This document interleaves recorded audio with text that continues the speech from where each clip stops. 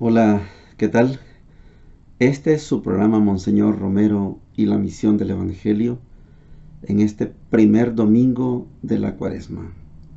Ya tuvimos la experiencia del miércoles de ceniza, jueves de ceniza, primer viernes de Cuaresma y el sábado, que también es llamado sábado de ceniza porque está después del miércoles de ceniza.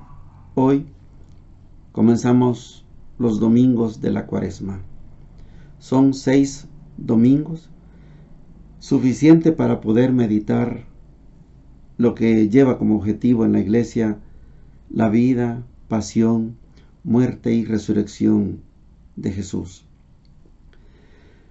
Hoy, en la primera parte, vamos a tener la penúltima parte, penúltimo segmento, penúltima sección de la homilía de Monseñor Romero del 30 de diciembre de 1979.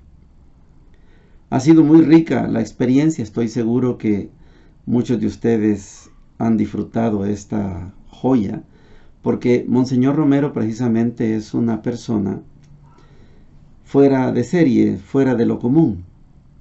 Y así como él es fuera de serie, fuera de lo común, deja grandes enseñanzas y él asumió las consecuencias. Ayer lo veíamos con ese tema difícil de los medios de comunicación social. Hoy, aunque la mayor parte del pensamiento no es palabra de Monseñor Romero, porque él retoma las palabras del doctor Roberto Lara Velado, pero al citarlas las hace suyas.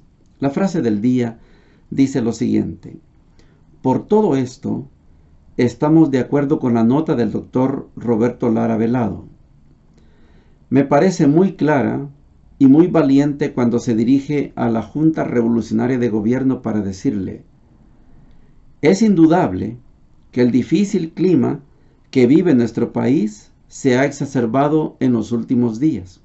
Sobre todo, han ocurrido hechos que han inquietado a la ciudadanía, por cuanto los cuerpos de seguridad pública y tal vez algunos efectivos militares han ocasionado la muerte de gran número de ciudadanos, lo que hace suponer que hemos vuelto a la represión de antaño. Es cierto que puede decirse que estos fueron provocados, pero las respuestas deben delimitarse a guardar la proporción racional a los hechos. Esta es una palabra que, aunque, como digo, no es original de Monseñor Romero, pero cuando él lo retoma, él cita al doctor Lara Velado, las hace suyas. Y para usted y para mí, para nosotros que estamos en este programa y que no estamos viviendo la realidad de 1979, aunque yo la viví por haber estado en el país en ese tiempo,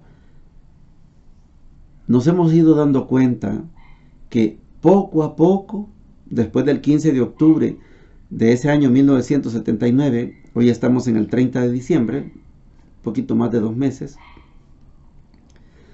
poco a poco las cosas se fueron saliendo de control. Todo quedó fuera de control. Y los órganos represivos del Ejército, de la Guardia, de la Policía Nacional, de la Policía de Hacienda, continuaron con su represión, con sus acciones en contra de estudiantes universitarios, líderes sindicales, campesinos, etc. Y volvieron a lo que había pasado antes del golpe de Estado. Monseñor lo denuncia con palabras del doctor Lara Velado, pero le está diciendo: hemos regresado al pasado. Oigamos a Monseñor. El decreto que congela los precios de los alquileres. Lo mismo que se anuncia una ley que evite los abusos de la usura, pecados de usura.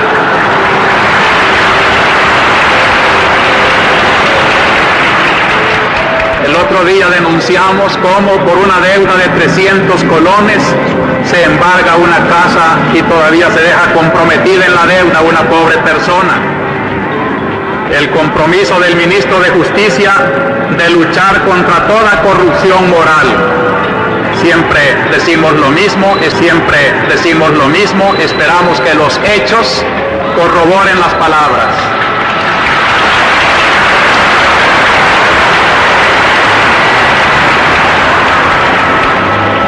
Tal vez podría considerarse positivo, otro día que es negativo, libertad de algunos detenidos de los desalojos y la exhumación y devolución de los cadáveres identificados. Digo que también tiene mucho de negativo porque pudo evitarse todo esto en vez de estar después teniendo que hacer estos recursos. Aquí quiero yo traerles el testimonio ocular de nuestro socorro jurídico. El 29 de diciembre se verificó la exhumación de los cadáveres que fueron enterrados en Joya de Serén a raíz de los tristes y dolorosos acontecimientos del Porvenir o Pico de la semana pasada. Estuvieron en esta diligencia, además de las autoridades, el director del socorro jurídico y otros ayudantes. En total fueron algunas mujeres. Muchas familias se congregaron en ese lugar para identificar a sus parientes. El cuadro era macabro. Algunos periodistas extranjeros comentaron: qué linda es la campiña de El Salvador, pero miren para lo que sirve. La madre de uno de los campesinos muertos entre llantos decía: mi hijo, buscando el pan, consiguió la muerte. La mayoría de los cadáveres estaban destrozadas de la cabeza, varios se encontraban con los bolsillos de fuera, dados antes de ser enterrados. Las LP-28 habían denunciado que les fue robado el dinero que portaban antes de ser enterrados. Han iniciado también una campaña para pedir la indemnización de tanta víctima.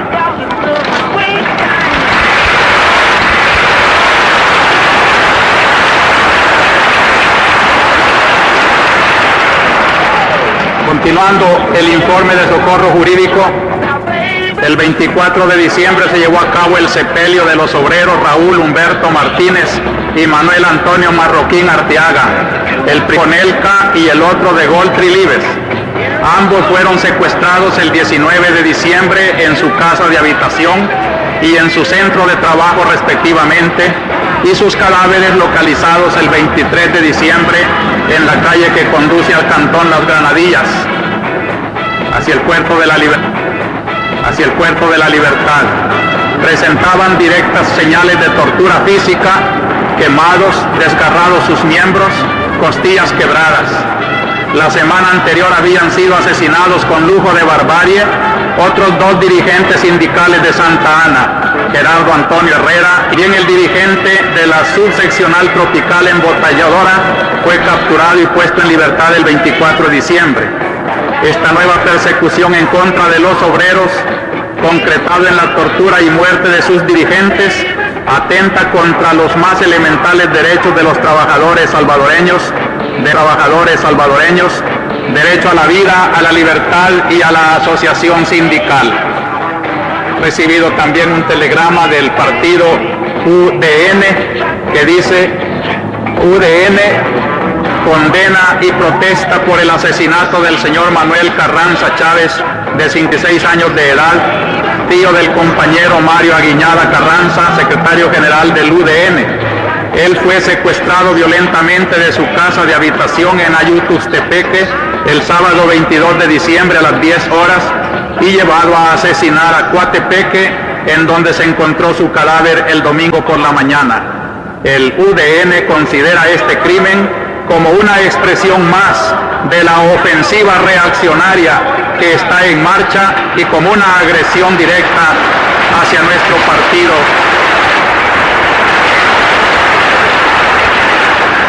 Y hacia el compañero Mario Aguiñada.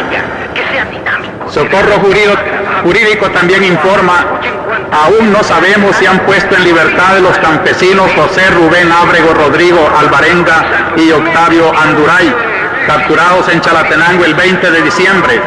Tampoco sabemos nada con respecto al campesino Jorge Helio Portillo, capturado el 17 de diciembre. Esta semana fue capturada Gloria Martínez, habitante de Tugurios, el día 28 de diciembre, después de que fueron desalojados varias familias pobres de un terreno que se había ocupado a inmediaciones del Liceo Salvadoreño, en vista de que no tenían lugar donde habitar. El problema de la vivienda es agudo y hay que darle una solución humana y cristiana.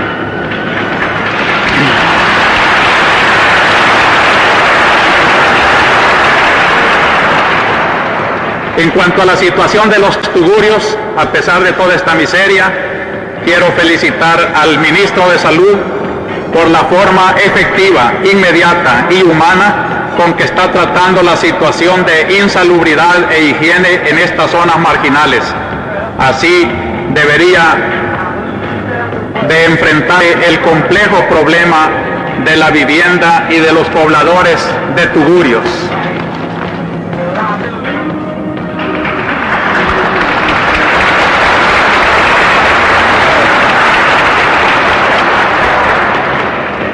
Por todo esto, estamos de acuerdo con la nota del doctor Roberto Lara Velado.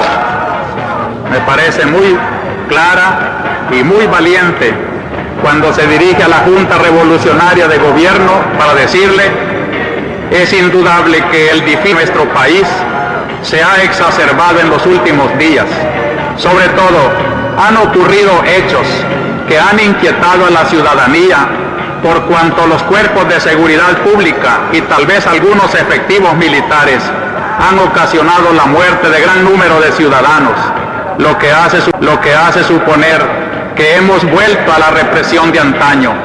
Es cierto que puede decirse que estos fueron provocados, pero las respuestas deben delimitarse a guardar la proporción racional a los hechos.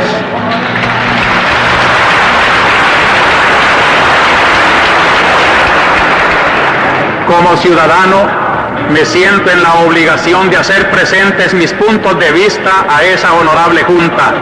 Además, cuando acepté formar parte de la Comisión Especial Investigadora de Reos y Desaparecidos Políticos, hice públicas mis condiciones que fueron aceptadas por esa Junta, entre las cuales estaba el cese de toda represión. Todo ello me obliga a enviar la presente carta. Creo que es conveniente decir que nadie puede estar de acuerdo con el desorden y sin razón.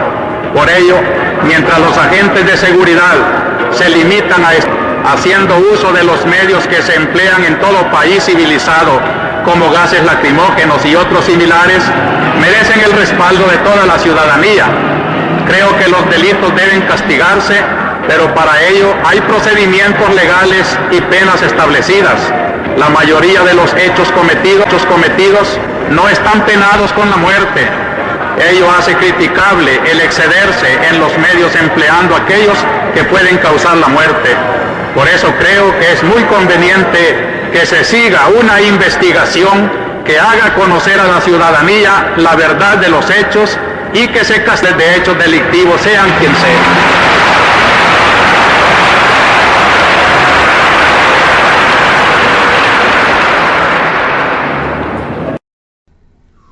Continuamos con su programa Monseñor Romero y la misión del Evangelio en este primer domingo de la Cuaresma de este año 2023. Desde el miércoles de ceniza yo les había comentado que la Iglesia tiene este método catequético.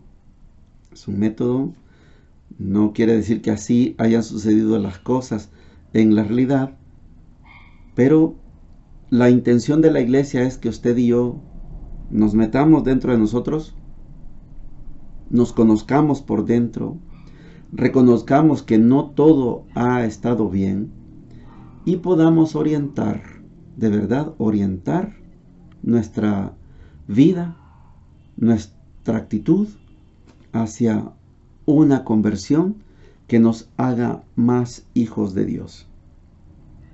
El primer domingo de la Cuaresma siempre se le llama el Domingo de las Tentaciones. Son lecturas que no fallan. Hoy vamos a comenzar con la lectura del Génesis, el capítulo 2 del 7 al 9, capítulo 2, y también el capítulo 3 del 1 al 7. La lectura ya la conocemos, pero por ser el domingo llamado Domingo de las Tentaciones, el primer domingo de la Cuaresma, se hace ver cómo la primera humanidad cayó en el pecado. Jesús, vamos a verlo, no cae, no llega, el demonio no logra hacer que Jesús peque. Génesis 2 del 7 al 9 y capítulo 3 del 1 al 7 dicen lo siguiente: El Señor Dios modeló al hombre de arcilla del suelo, sopló en su nariz un aliento de vida y el hombre se convirtió en ser vivo. El Señor Dios plantó un jardín en Edén hacia oriente y colocó en él al hombre que había modelado. El Señor Dios hizo brotar del suelo toda clase de árboles hermosos de ver y buenos de comer. Además, el árbol de la vida en mitad del jardín y el árbol del conocimiento del bien y el mal. La serpiente era el más astuto de los animales del campo que el Señor Dios había hecho. Y dijo a la mujer: ¿Cómo es que les ha dicho Dios que no coman de ningún árbol del jardín? La mujer respondió a la serpiente: Podemos comer los frutos de los árboles del jardín, solamente del fruto del árbol que está en mitad del jardín nos ha dicho Dios, no coman de él ni lo toquen, bajo pena de muerte. La serpiente replicó a la mujer: No morirán. Bien sabe Dios que cuando coman de él, se les abrirán los ojos y serán como Dios en el conocimiento del bien y del mal. La mujer vio que el árbol era apetitoso, atrayente y deseable porque daba inteligencia. Tomó el fruto, comió y ofreció a su marido, el cual comió. Entonces se les abrieron los ojos a los dos y se dieron cuenta de que estaban desnudos. Entrelazaron hojas de higuera y se las ciñeron. Palabra de Dios. Te alabamos, Señor. Es la primera lectura. Es bien conocida. Para los que ya están con nosotros hace buen tiempo en este programa, en este canal de YouTube, Monseñor Romero y la Misión del Evangelio, se dan cuenta que hemos dicho bastantes veces que todo lo que está escrito en el libro del Génesis, capítulos del 1 al 11, no son hechos reales. Son explicaciones que ha tenido a bien el autor sagrado, explicaciones del origen de todas las cosas. El origen del agua, el origen de la luz, el origen, todo el origen. Y hoy estamos en el origen del pecado. Así sucedió el pecado, pero es una manera de explicar, no es que sea un hecho real. En todo caso, de lo que estamos seguros es que todo pecado proviene de la desobediencia de Dios. Dios te dijo: no hagas esto, y lo hiciste, caíste en el pecado. Dios nos dijo: hagan esto, y no lo hicimos, caímos en el pecado. Este es el pecado llamado pecado de omisión. Dejar de hacer las cosas. Vamos a la segunda lectura porque vamos a volver a este libro del Génesis. Vamos a poder hacer la reflexión vinculando la primera lectura con la segunda. Romanos capítulo 5 versículos del 12 al 19 dice lo siguiente: Hermanos, lo mismo que por un hombre entró el pecado en el mundo, y por el pecado la muerte, y así la muerte pasó a todos los hombres porque todos pecaron. Porque aunque antes de la ley había pecado en el mundo, el pecado no se imputaba porque no había ley. A pesar de eso, la muerte reinó desde Adán hasta Moisés, incluso sobre los que no habían pecado, con una transgresión como la de Adán, que era figura del que había de venir. Sin embargo, no hay proporción entre el delito y el don, Si por la transgresión de uno murieron todos, mucho más la gracia otorgada por Dios, el don de la gracia que correspondía a un solo hombre, Jesucristo, sobró para la multitud. Y tampoco hay proporción entre la gracia que Dios concede y las consecuencias del pecado de uno. El proceso, a partir de un solo delito, acabó en sentencia condenatoria, mientras la gracia, a partir de una multitud de delitos, acaba en sentencia absolutoria. Por el delito de un solo hombre comenzó el reinado de la muerte. Por culpa de uno solo, cuanto más ahora por un solo hombre, Jesucristo, vivirán y reinarán todos los que han recibido un derroche de gracia y el don de la justificación. En resumen, si el delito de uno trajo la condena a todos, también la justicia de uno traerá la justificación y la vida.